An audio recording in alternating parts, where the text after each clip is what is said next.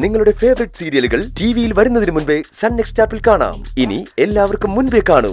ഇപ്പോൾ തന്നെ sun next app download ചെയ്ത് സബ്സ്ക്രൈബ് ചെയ്യൂ. അമ്മേ,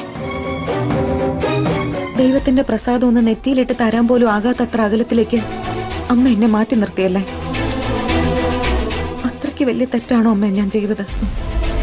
തെറ്റേത് ശരിയേത് എന്ന് തിരിച്ചറിയാനാവുന്നില്ല എന്ന് തന്നെയാണ് ഞാൻ ദൈവത്തോട് പറഞ്ഞത്. ഭസ്മം തൊടണമെന്നുള്ളവർക്ക് അതാവാം. അമ്മേ,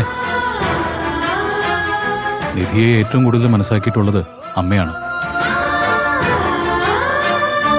നിധി എന്താണെന്ന് ഒരുപക്ഷെ എന്നേക്കാളും അമ്മയ്ക്കറിയാം.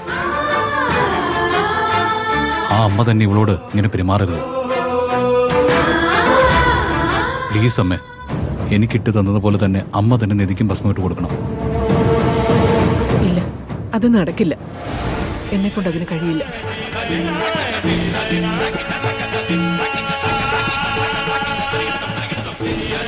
നിക്ക്, അമ്മയെ നിനക്കറിയില്ലേ, ഹൈലി ഇമോഷണലായിട്ട് ചിന്തിക്കുന്ന ഒരാളിൽ നിന്നും ചെറിയൊരു അബദ്ധം പറ്റിയാൽ പോലും അമ്മയ്ക്കത് ക്ഷമിക്കാനാവില്ല.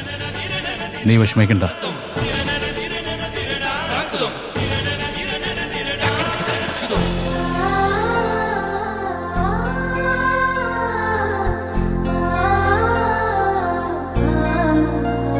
എത്രയും വേഗം അമ്മ നിന്നെ മനസ്സിലാക്കും. ഈ ദൈവങ്ങള് മനസ്സിലാക്കി കൊടുക്കും.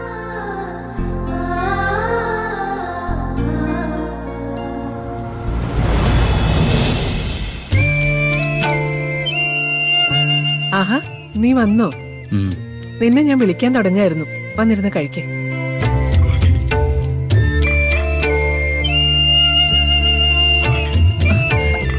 എടാ, എനിക്ക് വെക്കണ്ട, ഞാൻ പിന്നെ കഴിച്ചോളാന്നേ. എന്തിനാ പിന്നെ ആകുന്ന? അമ്മ ഇങ്ങോട്ട് ഇരിക്കേ, ഇരുന്നേ.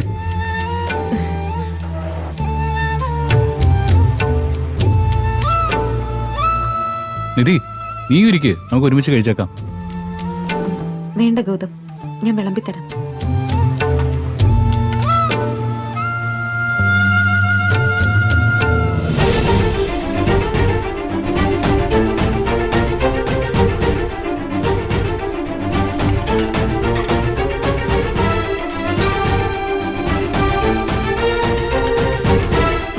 വേണ്ട, ആവശ്യമുള്ളതൊക്കെ എടുത്തു കഴിക്കാൻ എനിക്ക് കൈയുണ്ട്.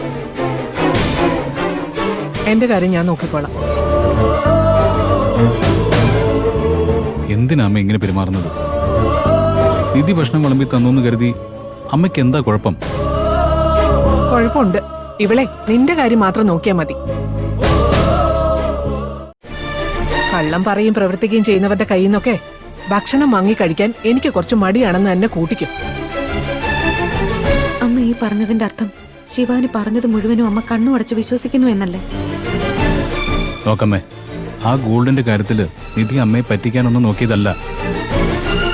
അപ്പോഴത്തെ ആ സിറ്റുവേഷനില് നിധിക്ക് അമ്മയോട് പറയാൻ പറ്റിയില്ല, അത്രേ ഉള്ളൂ. ഓഹോ, അത്രേ ഉള്ളൂ അല്ലേ? കൊള്ളാടാ മോനെ. എന്നോടോ നിന്നോടോ പറയാതെ ലോക്കറിന്റെ കീ എടുത്തോണ്ട് പോയി ലോക്കർ തുറന്ന് നെക്ലസ് എടുത്തോണ്ട് പോയത് നിനക്ക് തെറ്റായി തോന്നുന്നില്ല അല്ലേ? ആ സ്വർണം കൊണ്ടുപോയി പണയപ്പെടുത്തി നിഖിലിന് പണം കൊടുത്തതും അത് പറയാതിരുന്നതും തെറ്റായി പോയിന്ന് നിനക്ക് തോന്നുന്നില്ല അല്ലേ? നന്നായി. അതെന്തായാലും വളരെ നന്നായിട്ടുണ്ട്. നിന്നെ എന്തായാലും ഇത്രയൊക്കെ മാറ്റിയെടുക്കാൻ ഇവളെ കൊണ്ടായല്ലോ. കൊള്ളാട മോനെ. സത്യം പറയാലോ, നിന്റെ ഈ മാറ്റം കാണുമ്പോ എനിക്ക് സഹതാപാ തോന്നുന്നത്. നീ എന്താണ് ഇങ്ങനെയായി പോയത്?